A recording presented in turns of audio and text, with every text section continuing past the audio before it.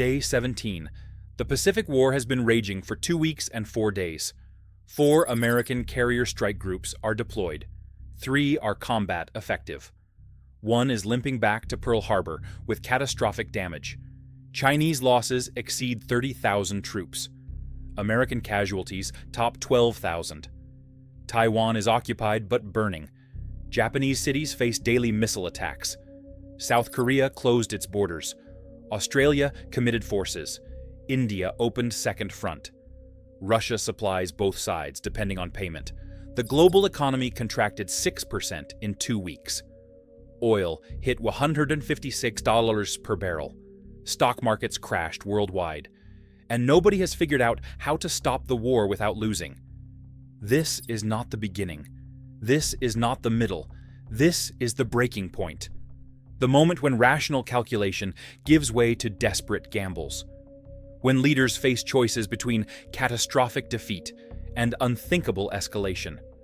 When the nuclear weapons everyone tried to ignore become the only option left. This is Day 17, and the next 48 hours will determine whether civilization survives. The strategic situation has deteriorated beyond anyone's predictions. American planners expected air superiority within 72 hours.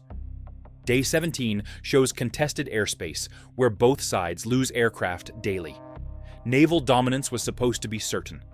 Chinese submarine force inflicted losses that shocked Pentagon. Taiwan was supposed to hold for weeks with American support. It fell in 6 days. Japanese participation was assumed. Tokyo hesitated for 5 days before committing. South Korean basing rights were considered guaranteed. Seoul prohibited American operations from its territory. Every assumption proved wrong. Every plan encountered reality that didn't match the models. The war that was supposed to demonstrate American military supremacy revealed American military limits. Chinese position is equally desperate. Taiwan is occupied, but the cost was staggering. 30,000 troops killed, 50,000 wounded. Economic damage exceeds $800 billion. International isolation is complete. Chinese Navy lost 40% of surface combatants. Air Force lost 600 aircraft. The PLA that entered war as increasingly confident military emerged damaged and exhausted. Worse, occupation of Taiwan created insurgency that kills Chinese soldiers daily. Taiwan may be conquered, but it's not pacified. Every night brings ambushes. Every day brings IED attacks. Chinese forces control cities by day. Taiwanese resistance controls countryside by night. The occupation is bleeding China of resources needed to fight America. What's your prediction for how this ends? Type A if you think negotiated settlement is possible. Type B if you think nuclear escalation is inevitable. Day 17 brings the crisis nobody wanted, but everyone created. American aircraft carrier USS Theodore Roosevelt, operating in Philippine Sea, suffered catastrophic damage on Day 16. Chinese submarine attack, 3 torpedoes, 2 hits, 1,000 sailors dead or missing. Carrier is combat ineffective. Must withdraw to Hawaii for repairs estimated at 18 months. This is second carrier America, lost in the war. USS Ronald Reagan was damaged Day 3. Now, Theodore Roosevelt is crippled. American carrier power projection in Western Pacific is cut in half. China demonstrated ability to sink American carriers. This changes everything about deterrence and strategy. Carriers were supposed to be invulnerable. Reality proved different. American response to Roosevelt attack was immediate and overwhelming. B-2 stealth bombers struck Chinese submarine bases. 12 bombers. 192 precision-guided munitions. The bases at Yulin and Xiaopingdao were devastated. Submarine pens collapsed. Repair facilities destroyed. 7 Chinese submarines were trapped and sunk in port. This was revenge for Roosevelt. But it also escalated the targeting. Until Day 16, American strikes focused on military facilities supporting Taiwan operations. Now American attacks Chinese naval infrastructure throughout the country. The geographic scope of war is expanding. Eventually, everything in China becomes a legitimate target.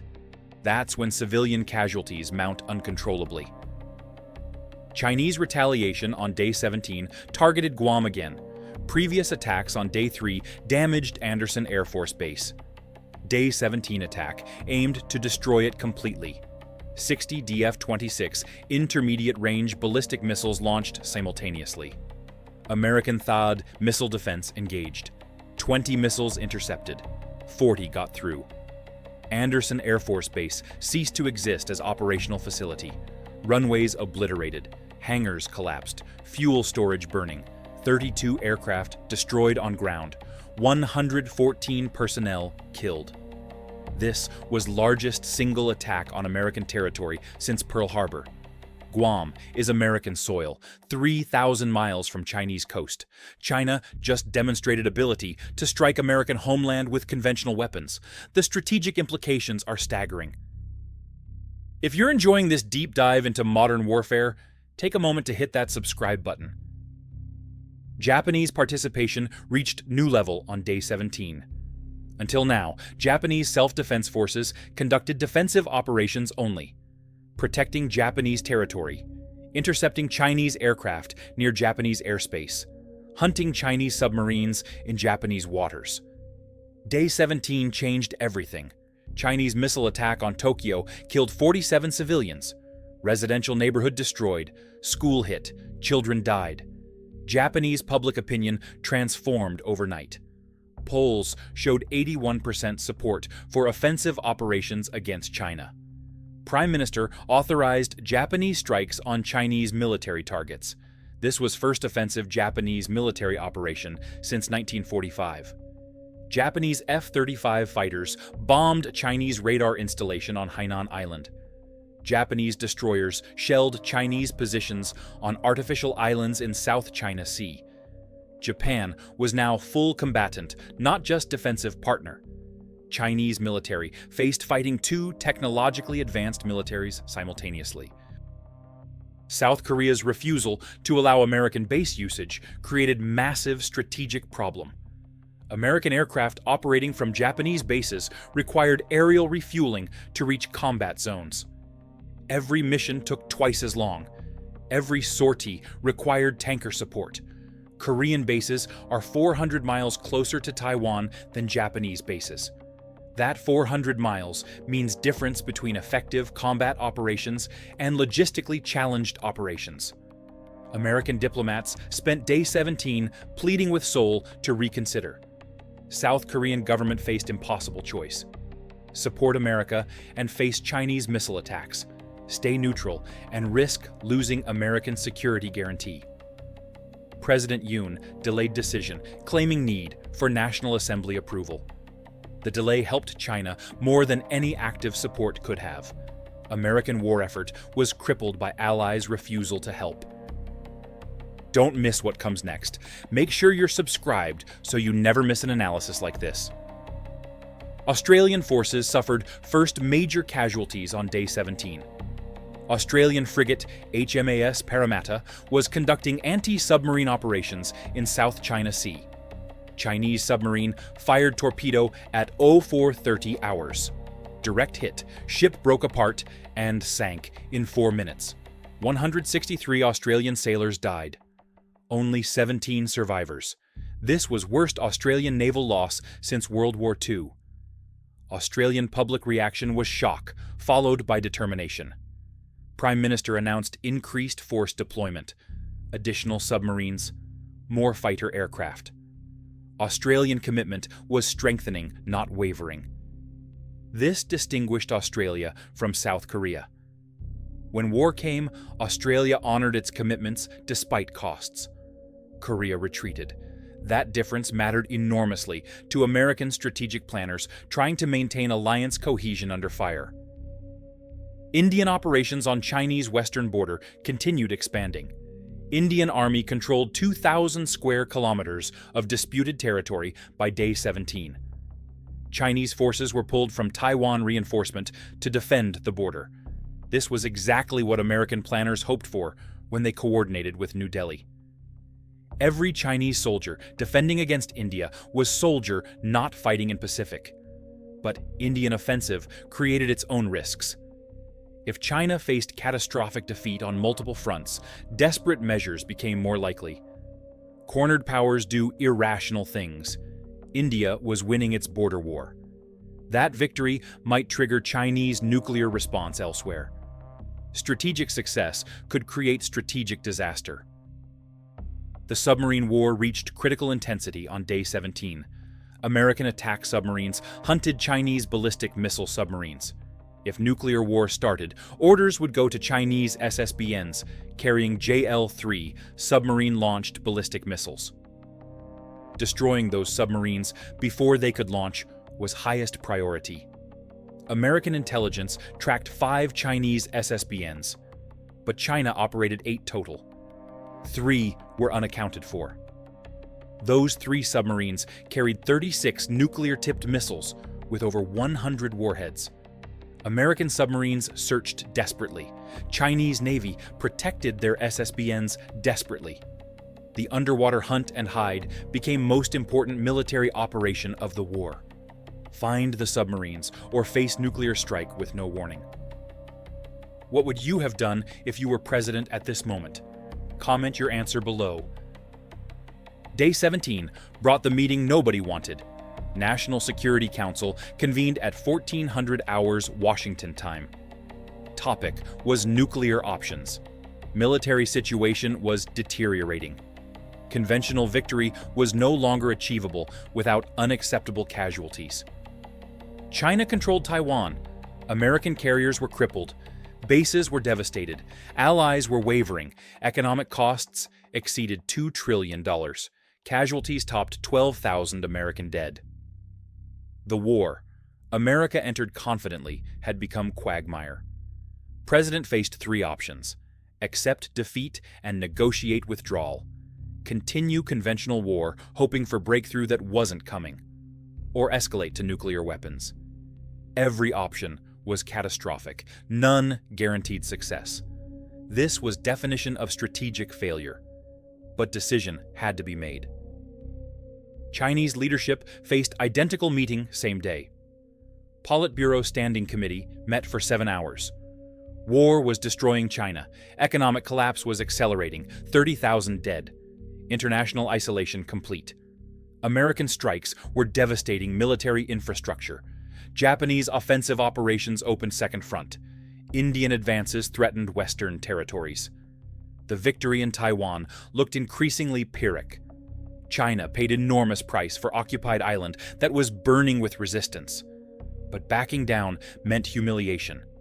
Xi Jinping's political survival depended on victory. Accepting American demands meant his removal. The regime would rather risk nuclear war than accept defeat. This was not rational calculation. This was political desperation driving military decisions. The nuclear question was no longer theoretical on day 17. Both sides possessed weapons. Both sides had delivery systems. Both sides faced defeat they could not accept. All ingredients for nuclear escalation existed. The question was not whether nuclear weapons would be considered. The question was whether cooler heads would prevail or whether desperation would drive the unthinkable. American intelligence reported Chinese strategic rocket force went to higher alert status. Missile brigades dispersed from bases to field positions. This was preparation for possible launch. Pentagon responded by elevating American nuclear forces to DEFCON 2. This was highest alert status since Cuban Missile Crisis. The world was closer to nuclear war than at any time in 60 years. This kind of detailed tactical breakdown takes hours to research. Subscribe to help us keep making them. Space warfare reached new destructive phase on day 17. Until now, anti-satellite operations were limited. Both sides understood that excessive debris endangered everyone. Day 17 abandoned restraint. China destroyed 3 American GPS satellites. American precision-guided weapons lost accuracy. Navigation became difficult. Communications suffered. America retaliated by destroying 5 Chinese reconnaissance satellites. Chinese military lost real-time battlefield awareness. The tit-for-tat escalated throughout the day. By 1800 hours, 14 satellites from both sides were destroyed. The debris field created by these destructions endangered all remaining satellites. Kessler syndrome was becoming reality. Cascade of collisions, creating more debris, creating more collisions. Space was being rendered unusable for short-term tactical advantage. Future generations would curse the decision. But present military commanders didn't care about future. They cared about winning today. Cyberattacks intensified to unprecedented levels. Chinese hackers crashed American power grids in California, Texas, and Florida. 40 million Americans without electricity. American Cyber Command responded by destroying Chinese banking system. Trillions in assets disappeared into digital void. Neither side achieved decisive advantage. Both sides imposed catastrophic damage. The cyber warfare was mutual destruction without victor. But unlike kinetic warfare, cyber damage could potentially be repaired. Unless nuclear weapons got involved, then nothing would be repairable. Economic warfare through oil was reaching critical point. Global oil prices at $156 per barrel were crushing economies worldwide. Airlines were bankrupt. Shipping companies collapsed. Developing nations faced humanitarian catastrophes. The economic pain from war exceeded the military pain. Global GDP contraction of 6% meant hundreds of millions falling into poverty. Starvation in Africa and Asia resulted from disrupted food supply chains. The war between America and China was killing people who never heard of Taiwan through second and third order economic effects. This was globalization in reverse. Interconnected economy meant local war became global catastrophe. Your engagement directly shapes what we cover next. Drop a comment and subscribe. European response remained paralyzed on day 17. NATO members issued statements but refused military involvement. This was Asian war, not European concern. Germany prioritized economic relationship with China over alliance obligations. France offered diplomatic mediation, but no military support. Britain provided limited naval forces, but nothing decisive. European neutrality meant America fought without its traditional allies. The Atlantic Alliance was dead. NATO existed on paper, but proved useless when tested. American global alliance structure that won Cold War had collapsed under pressure of actual great power conflict. America was discovering limits of its power. Allies only help when convenient. When war becomes serious, nations pursue selfish interests. Middle Eastern nations watched carefully. Saudi Arabia and UAE maintained careful neutrality. They sold oil to both sides. Iran rhetorically supported China, but avoided direct involvement. Israel prepared for worst, but stayed out. Turkey tried to position itself as mediator. The Middle East learned lesson. Great power wars create opportunities for smaller states to extract concessions, but also create risks of being dragged in. Better to stay neutral and profit than choose sides and face retaliation. American influence in Middle East was waning. Chinese influence was growing. The war was reshaping global power dynamics in real time. Latin American nations divided along ideological lines. Left-leaning governments supported China rhetorically. Right-leaning governments supported America quietly. But nobody committed forces. This was Pacific War. Western Hemisphere remained spectator, except Venezuela, which faced its own conflict with America. The multipolar world was emerging from ruins of American unipolarity. Regional powers were asserting independence. American global dominance was ending. Chinese global challenge was being contained. The war was producing world with multiple power centers and no clear hegemon. This was not outcome either America or China wanted, but this was outcome they created through mutual destruction. If you made it this far, you're the core of our community. Like, subscribe, and hit that bell. Day 17 ended with both sides exhausted and desperate. American military had technological superiority, but couldn't translate that into victory. Chinese military had numerical superiority, but suffered catastrophic losses. Taiwan was occupied, but uncontrolled. Casualties exceeded 42,000 combined. Economic damage topped $3 trillion. Nuclear forces were on alert. Space was being destroyed. Cyber infrastructure was collapsing. Allies were wavering or withdrawing. International institutions were paralyzed. And nobody knew how to end the war without losing. This was definition of mutual strategic failure. Both sides entered war expecting victory. Both sides were facing defeat by different metrics. Neither side could accept loss. Neither side could achieve win. The logical conclusion was escalation to nuclear weapons. The question was whether logic would prevail or whether survival instinct would force compromise. The breaking point was not single moment. It was accumulation of failures and losses, creating conditions where normal calculations no longer applied. When conventional war cannot achieve objectives, nuclear war becomes option. When allies abandon you, desperate measures become necessary. When economic costs exceed benefits, sunk cost fallacy drives further commitment. When domestic political survival depends on victory, rational risk assessment fails. All these factors converged on Day 17. This was not the last day of war, but this was the day when both sides realized war could not continue on current trajectory. Something had to change. Either dramatic escalation or negotiated settlement. No middle ground existed. Back-channel communications between Washington and Beijing intensified on Day 17 evening. Swiss intermediaries carried messages. Both sides explored potential ceasefire terms. But the gulf between positions was enormous. America demanded Chinese withdrawal from Taiwan. China demanded American recognition of Taiwan as Chinese territory. Neither side would budge on core demands. The negotiations were not serious attempts at peace. They were diplomatic cover for continued military operations. Both sides could claim they tried negotiation while preparing for further escalation. The breaking point was reached.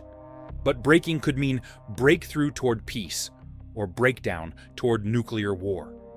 Day 17 ended without answer. Day 18 would reveal which path the war would take. The Pacific War reached breaking point. 2 weeks and 4 days of combat, 42,000 dead, $3 trillion destroyed, nuclear forces on alert, space warfare, cyber warfare, economic warfare, and no end in sight. Both sides were broken but fighting. Both sides faced defeat but couldn't accept it. Both sides possessed nuclear weapons and growing desperation to use them.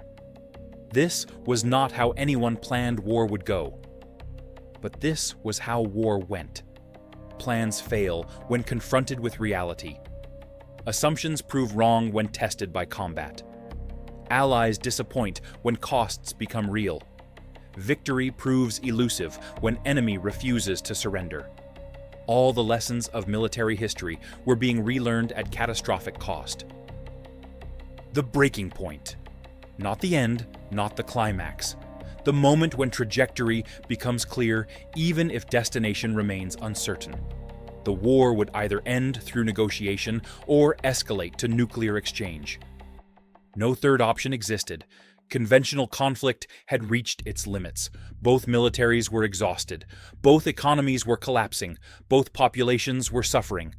But both governments refused to concede. Pride, politics, and perceived national interests prevented rational compromise. So the war continued, and every day it continued brought the world closer to nuclear midnight. Day 17 was the warning. Day 18 might be the catastrophe, or it might be the turning point toward peace. Nobody knew. Both sides prepared for worst, while hoping for best. This is how wars end. Not with clarity, but with exhaustion. Not with victory, but with mutual recognition that continuation is suicide. The Pacific War reached the breaking point. What breaks next determines whether civilization survives.